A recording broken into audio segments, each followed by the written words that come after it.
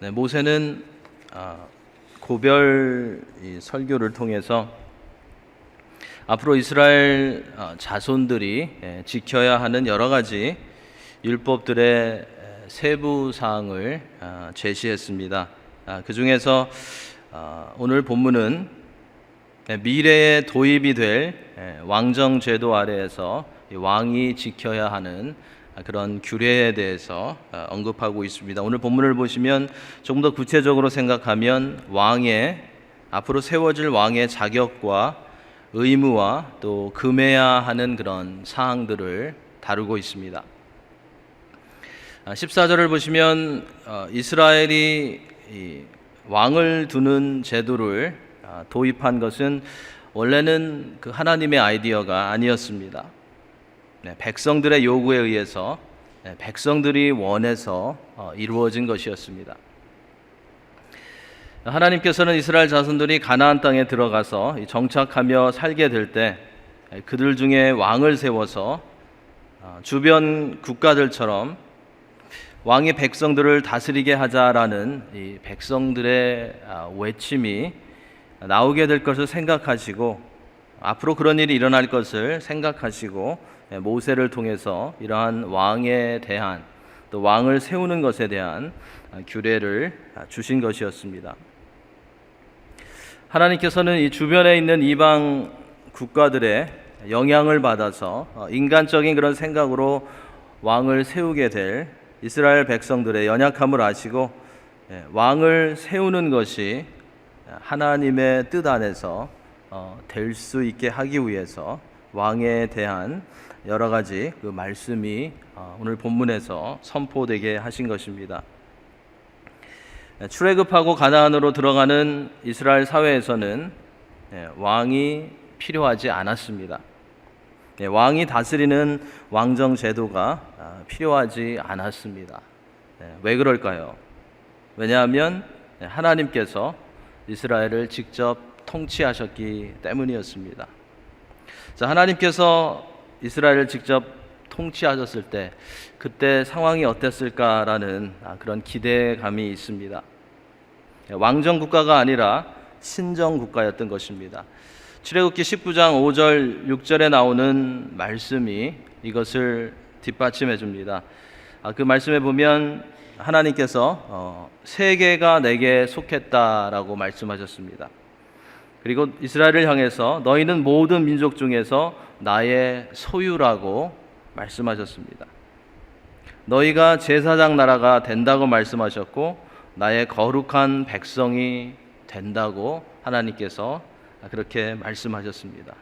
그러니까 왕이 필요 없죠. 그죠? 하나님께서 하나님의 소유가 되고 하나님의 백성이 되고 하나님의 제사장 나라가 되고 하나님께서 직접 통치하신 것입니다. 하나님께서는 이스라엘 백성들이 원하는 이 왕정 제도를 허락은 하셨지만 그것을 적극적으로 하나님께서 원하시거나 그것을 하나님이 많이 기뻐하지는 않으셨습니다. 사무엘상 8장 6, 7절에서 이것을 볼 수 있습니다. 제가 읽겠습니다. 우리에게 왕을 주어 우리를 다스리게 하라 했을 때에 사무엘이 그것을 기뻐하지 아니하여 여호와께 기도하매 여호와께서 사무엘에게 이르시되 백성이 내게 한 말을 다 들으라. 이는 그들이 너를 버림이 아니요 나를 버려 자기들의 왕이 되지 못하게 함이니라 라는 말씀이 나옵니다. 이처럼 왕정 제도는 하나님도 그리고 하나님의 사람 사무엘도 기뻐하지 않는 것이었습니다. 하지만 하나님께서는 이 제도를 허락하셨고 이 제도에 따른 규례를 모세를 통해서 들려주심으로써 왕정 제도를 통해서 일어날 여러 가지 문제들을 예방하고자 하셨던 것입니다. 오늘 본문에서 교훈하고 있는 이 왕의 모습은 이스라엘의 왕의 모습은 주위에 있는 이방 나라들의 왕들하고는 달라야 했습니다. 이방 나라의 왕들은 힘과 권세를 자랑했습니다. 힘과 권세로 백성들을 눌러서 자신이 높아지고 자신이 원하는 것을 이루어가는 것을 목표로 했습니다. 그런데 이스라엘의 왕은 하나님의 백성들을 바른 길로 인도하고 하나님의 백성들의 고통을 위로하고 하나님의 말씀대로 나라를 다스려야 했습니다. 모세는 너희가 정말로 왕을 세울 것이면, 너희가 정말로 왕을 원한다면 이러한 왕을 세울 것을 명령합니다. 15절에서 왕의 자격이 먼저 주어지고 있습니다. 이러한 왕에 대한 규례는 이스라엘 백성들이 주변 국가의 왕들의 모습을 보고 그들에 대해서 들은 것이 기준이 되는 것이 아니라 하나님께서 기뻐하시는 것이, 하나님께서 원하시는 것이 왕을 세우는 그런 기준이 되어야 한다라는 것을 말해줍니다. 우리 15절 말씀 우리 함께 읽겠습니다. 반드시 내 하나님 여호와께서 택하신 자를 내 위에 왕으로 세울 것이며 내 위에 왕을 세우려면 내 형제 중에서 한 사람을 할 것이요 내 형제 아닌 타국인을 내 위에 세우지 말 것이며 라고 말씀하십니다. 두 가지 왕의 자격이 여기에 나오죠. 첫째로 왕은 반드시 하나님께서 택하신 자여야 했습니다. 하나님이 택하지 않은 자는 이스라엘의 왕으로 인정받을 수 없었습니다. 그래서 이스라엘은 왕을 세울 때 제사장과 선지자도 마찬가지지만 머리에 기름을 부었습니다. 이것이 바로 하나님께서 택하셨다라는 그런 표징이 된 것입니다. 이것은 하나님께서 택하신 자만이 왕의 권위를 인정받을 수 있다라는 것을 말해주는 동시에 이스라엘의 왕 위에 진정한 왕은 하나님이시라는 것을 말해주는 것이었습니다. 그러니까 이스라엘의 왕은 항상 교만하지 말아야 했던 것입니다. 왜냐하면 이스라엘 왕 위에는 항상 진정한 왕이신 하나님이 계셨기 때문이었습니다. 둘째로 이스라엘의 왕은 반드시 이스라엘 백성에 속한 사람이어야 했습니다. 다른 민족의 사람은 이스라엘의 왕이 될 수가 없었습니다. 이 규정은 당연한 것 같지만 거기에는 이스라엘 백성들의 신앙과 영적 생활을 보호하기 위한 중요한 그런 목적이 담겨져 있습니다. 만약에 정치를 잘하지만 하나님을 알지 못하는 타 민족의 어떤 사람이 왕으로 이스라엘 공동체에 들어온다면 어떻게 되겠습니까?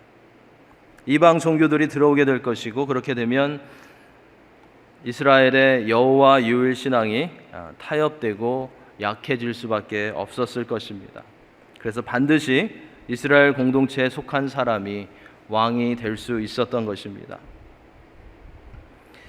왕의 자격에 이어지는 그 말씀을 보면 이제 왕이 금해야 할 부분, 조심해야 할 부분, 그리고 왕의 의무에 대한 그런 내용이 나옵니다. 16절부터 그 내용이 나오는데요. 우리 16절 말씀 우리 같이 다시 한번 읽도록 하겠습니다. 그는 병마를 많이 두지 말 것이요 병마를 많이 얻으려고 그 백성을 애굽으로 돌아가게 하지 말 것이니 이는 여호와께서 너희에게 이르시기를 너희가 이후에는 그 길로 다시 돌아가지 말 것이라 하였음이며. 고대에 병마가 말이 많이 있다는 것은 군사력이 강하다는 것을 말해주는 것이었습니다. 그래서 나라를 지켜야 하는 왕에게는 병마를 많이 두고자 하는 욕망이 항상 있었습니다. 특별히 이방 민족으로 둘러싸여 있었던 이스라엘의 왕은 말을 많이 들여와서 강한 군사력을 키우고 백성들을 안전하게 지키려는 그런 생각을 충분히 할 수 있었습니다. 때로는 그것이 필요하기도 했습니다. 그런데 오늘 말씀을 보시면 하나님께서는 이 규례를 통해서 이스라엘의 왕으로 세우실 자는 병마를 많이 두지 말라고 말씀하십니다. 병마가 필요한데, 군사력이 필요한데 왜 하나님께서는 병마를 많이 두지 말라고 하셨을까요? 그 이유를 찾는 것은 그렇게 어렵지 않습니다. 하나님은 이스라엘의 왕이 교만해지는 것을 원치 않으셨던 것입니다. 교만해져서 하나님보다 군사력을, 교만해져서 하나님보다 사람의 힘과 사람의 능력을 더 의지하는 것을 하나님께서는 금하셨던 것입니다. 이스라엘의 안전과 흥망성쇠는 그들의 주인이신 하나님께서 주관하시는 것인데, 이것을 왕이 자신의 힘으로 하려고 할 때에는 실패할 수밖에 없었던 것입니다. 실제로 이스라엘이 하나님의 말씀에 순종하고 나아갈 때는 이스라엘의 역사를 보면 하나님께서 이스라엘을 지켜주심으로 번성했지만, 하나님의 말씀에 그들이 귀 기울이지 않고 자신들이 원하는 대로, 또 왕이 원하는 대로 했을 때에는 다른 민족의 지배를 받았습니다. 포로로 끌려갔습니다. 여러 번 그러한 일들이 일어났습니다. 병마를 많이 두지 말라라는 명령과 함께 이어지는 16절 후반부의 말씀을 보면 병마를 많이 얻으려고 그 백성을 애굽으로 돌아가게 하지 말라라는 그런 말씀이 주어집니다. 당시에 애굽은 이 좋은 말로 유명했습니다. 그래서 좋은 병마를 얻으려면 애굽으로 가야 했습니다. 애굽에 가서 그 말을 사가지고 와야 했습니다. 강한 군대를 꿈꾸는 그 왕이라면 좋은 말이 있고 뛰어난 군사기술을 가지고 있는 애굽과 친하게 교역하면서 지내야 했습니다. 그래야 좋은 말을 얻을 수 있고 군사력을 키울 수 있었습니다. 그런데 이스라엘의 왕이 그렇게 하면 많은 문제가 일어날 수 있었습니다. 특별히 이스라엘 공동체가 신앙적으로 약해질 수 있었습니다. 이스라엘이 애굽과 교역을 하다가 보면 애굽의 우상 숭배 문화를 자연스럽게 배우게 되고, 또 이스라엘 공동체 안에 들여오게 되는 일이 일어날 것이 뻔했습니다. 하나님께서는 이것을 잘 아셨기 때문에 애굽과의 거래를 경계하도록 하지 않도록 모세를 통해서 선포하셨던 것입니다. 레위기 18장 3절에 보면 하나님께서는 다시는 애굽의 풍속을 쫓지 말라고 엄하게 경고하셨습니다. 이런 말씀이 나옵니다. 너희는 너희가 거주하던 애굽 땅의 풍속을 따르지 말며 내가 너희를 인도할 가나안 땅의 풍속과 규례도 행하지 말라고 하나님께서는 엄하게 분명하게 명령하셨습니다. 그러니까 이스라엘 왕은 애굽의 말을 의지하는 것이 아니라, 애굽의 병마를 의지하는 것이 아니라 출애굽 때 애굽의 말들을 멸하신 하나님을 의지해야 했던 것입니다. 혹시 주님의 교회를 우리가 섬기면서 하나님의 나라를 위해서 걸어가고 있는 우리에게는 하나님보다 더 의지하는 것은 없는지 한번 생각해 보면 좋겠습니다.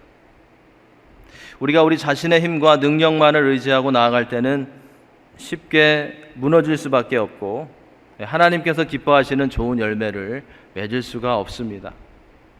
하지만 하나님을 의지하고 우리가 겸손함으로 나아갈 때에는 견고하게 설 수 있고, 또 하나님이 인정하시는 또 오래가는 좋은 그런 열매를 맺을 수 있게 됩니다. 혹시 우리는 병마를 많이 얻기 위해서, 우리가 더 알려지고 우리가 더 높아지기 위해서 하나님께서 금하신 애굽으로 내려가려는 그런 욕망을 가지고 있지는 않은지요? 오늘 주님 앞에 그러한 부분들을 내려놓을 수 있어서 우리의 삶을 통해서 우리가 아니라 주님이 높아지고 예수 그리스도의 이름이 더 알려질 수 있기를 주님의 이름으로 축원합니다. 17절에 가보면 이스라엘의 왕이 금해야 할 부분과 의무에 대한 두 번째 또 세 번째 내용이 나옵니다. 이스라엘 왕은 병마를 많이 두는 일에 마음을 빼앗기지 말아야 했고요, 두 번째로 아내를 많이 두지 말아야 했습니다. 아내를 많이 두는 일로 그의 마음이 미혹되게 하지 말아야 했습니다. 이 17절에서 말하고 있는 이 아내를 많이 두지 말라는 명령은 도덕적인 그런 부분을 강조하기보다는, 물론 도덕적인 부분도 포함이 되지만 그것만을 강조하기보다는 정치적인 동맹을 위해서 당시에 많은 왕들이 시행했던 이 정략적 혼인 관계에 대해서 말하고 있습니다. 이스라엘의 왕이 다른 나라와 동맹을 맺기 위해서 이방 나라의 왕의 딸들과 결혼을 한다면 그것은 왕실 안으로, 나라 안으로, 또 이스라엘 공동체 안으로 이방 신들이 들어오게 하는 그런 문을 열어주는 것이었습니다. 이러한 행동은 나 외에 다른 신들을 내게 두지 말지니라라는 십계명의 첫 번째 계명을 어기는 심각한 그런 죄였던 것입니다. 우리가 잘 알고 있는 한 왕이 이 일로 인해서 넘어졌습니다. 크게 넘어졌습니다. 솔로몬입니다. 솔로몬은 많은 아내들을 둠으로써 예루살렘에 우상이 들어오게 했고요. 이스라엘 왕국 분열에 씨앗이 되게 했습니다. 후궁이 700명이라고 그랬죠. 첩이 300명이라고 했습니다. 열왕기상 11장 1절에 보면 솔로몬을 이렇게 설명합니다. 솔로몬 왕은 바로의 딸 외에 모압, 암몬, 에돔, 시돈, 헷의 이방 여인을 사랑했다라고 말해주고 있습니다. 자, 얼마나 많은 우상들을 이스라엘 공동체 안으로, 나라 안으로 솔로몬이 들여왔을까 우리가 충분히 상상할 수 있습니다. 셋째로 이스라엘의 왕은 자기를 위해서 은금을 많이 쌓지 말아야 했습니다. 17절 후반부에 나오는 말씀이죠. 자기를 위해서 은금을 쌓기로 결정한 왕은 마음이 이미 물질에 가 있기 때문에 하나님께서 맡겨주신 일들을 공정하게 판단할 수 없고 나라를 온전히 다스릴 수가 없었습니다. 하나님 대신에 물질을 더 의지하고 사랑하게 되는 지도자는 결국 마음이 흐려지고 물질의 종이 되고 맙니다. 그래서 예수님께서도 하나님과 재물을 동시에 섬길 수 없다고 말씀하셨던 것입니다. 돈을, 물질을 사랑하는 것은 구약시대뿐만 아니라 초대교회에도 그리고 지금도 하나님의 사람들을 교만하게 하고 넘어뜨리는 정말로 큰 이유가 되고 있습니다. 우리는 우리 자신을 위해서만 은금을 쌓지 말고 하나님 나라를 위해서, 하나님께서 기뻐하시는 것을 위해서, 하나님을 섬기기 위해서 투자할 수 있는 그런 건강한 성도들이 되어야 할 것입니다. 마지막으로 이스라엘의 왕은 18절 19절 말씀을 보면 율법서를, 굉장히 재밌는 표현입니다. 율법서를 등사해서 평생에 자기 옆에 두고 읽어야 한다라고 했습니다. 그때는 오늘날처럼 우리가 가지고 있는 성경책이 없었으니까요. 왕은 율법서를 필사해서 하나를 가지고 있어야 한다라는 그런 명령입니다. 이것은 무엇을 말하는 것일까요? 이것은 이스라엘의 왕은 율법을, 하나님의 말씀을 항상 가까이 하는 삶을 살아야 한다라는 것을 말해준 것입니다. 그래서 19절에서는 율법서를 통해서 하나님 경외하기를 배우며 율법의 모든 말과 이 규례를 지켜 행할 것이라고 했습니다. 이 명령은 이스라엘 왕은 하나님의 말씀을 모든 행위의 기준으로 삼아야 한다라는 그런 말씀이었습니다. 좋은 지도자는 자기가 하고 싶은 일이나 백성들이 좋아하는 것만을 하는 것이 아니라 하나님의 말씀에서 요구하는 것을, 하나님이 명령하시고 하나님이 기뻐하시는 것을 하는 것임을 이 본문의 말씀이 우리에게 가르쳐 주고 있습니다. 이스라엘의 왕은 하나님의 통치를 돕는 대리자였습니다. 그렇죠? 그렇기 때문에 하나님의 말씀의 가르침을 떠나서는 이스라엘이라는 나라를, 그 믿음의 공동체를 제대로 다스릴 수가 없었습니다. 그래서 이스라엘의 왕에게 가장 중요한 그 의무는, 또 가장 중요한 직무는 율법을 아는 것이었고 율법의 가르침에 따라서 백성들을 통치하는 것이었습니다.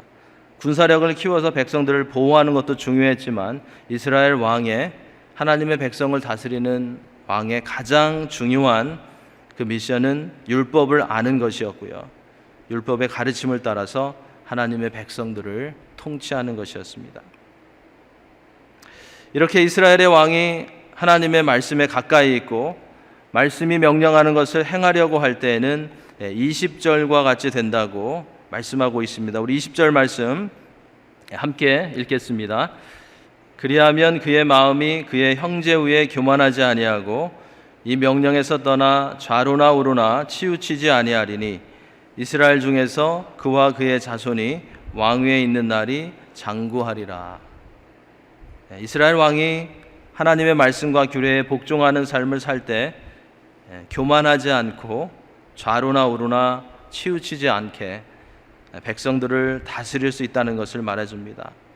그리고 이스라엘 중에 오랫동안 왕으로 하나님을 섬길 수 있게 해준다는 것을, 섬길 수 있게 된다는 것을 말해줍니다. 그만큼 하나님 말씀 중심으로 나아가는 것이, 그만큼 하나님 말씀 중심으로 다스리는 것이, 그만큼 하나님 말씀 중심으로 사역하는 것이 중요하고 안전하다는 것입니다.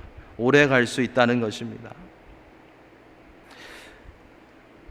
오늘 말씀을 종합해 보면 하나님을 대신해서 이스라엘에서 일하는 왕은 제일 먼저, 이스라엘의 진정한 왕은 하나님이시라는 것을 철저하게 알아야 했습니다.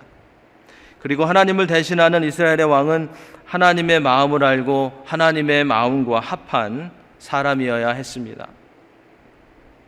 자, 하나님의 마음과 합한 왕이라는 것은 하나님이 기뻐하는 것이 무엇인지를 분별할 수 있는 왕이라는 것입니다. 그래서 하나님의 마음과 합한 왕은 오늘 본문에서 말씀한 것처럼 교만하지 않고 자신의 힘을 키우기 위해서 병마를 많이 두지 않고 인간적인 방법으로 나라를 지키기 위해서 이방 나라의 딸들을 아내로 두지 않았고 자기를 위해서만 물질을 쌓는 것에 몰두하지 않았습니다. 그리고 하나님의 말씀에 대해서, 율법에 대해서 무지하지 않았습니다. 이 땅에서 하나님의 백성으로 살아가는 우리들도 하나님께서 세워주신 곳에서 섬김을 잘 감당하기 위해서 오늘 본문이 우리에게 가르쳐주는 이 원리를 잘 기억해야 할 것입니다.